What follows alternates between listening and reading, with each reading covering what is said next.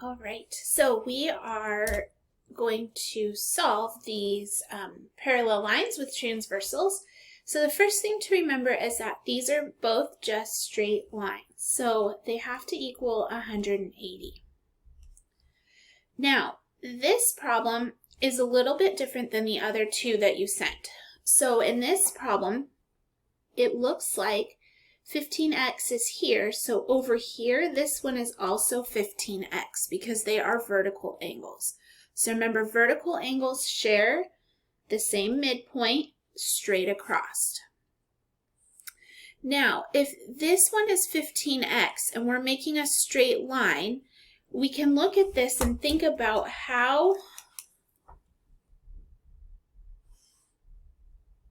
same line, same place. So if this is 15x, that means that this right here is also 15x because it's corresponding. Okay, it corresponds, it alternates. So now let's look at this line right here. Because we've been able to figure out that this just needs to shift down here so that it can share with the 120, we know that when we add up this angle and this angle, it needs to equal 180. So we have 15x plus 120, and that needs to equal 180. So we're going to draw our line, subtract 120 from both sides so that we keep it balanced. That gives us 60. So 15x equals 60. So now we're going to use division. So as we're using division, we're going to be able to see what x equals. So the reason why we use division here is because it's multiplying. So to undo multiplication, we have division and divide by 15. So that just gives us 1x. And x equals 15 divided by, or 60 divided by 15, which gives us 4. So x equals 4. Okay, so there is that problem. So again, vertical angles help us to know what goes here. Okay, all right, let's look at this problem. This next problem that you sent has 65 and 8x plus 1. So again, we're going to just use the vertical angles. This one's going to be 65. They're opposites. This one's going to be 8x plus 1. So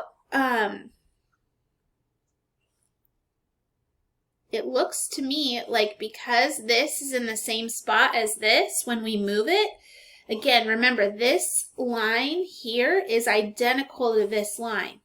So because they're opposites of each other, that means that they have to equal the exact same thing. So 65 has to equal 8x plus 1 because of the angle, the vertical angles, right?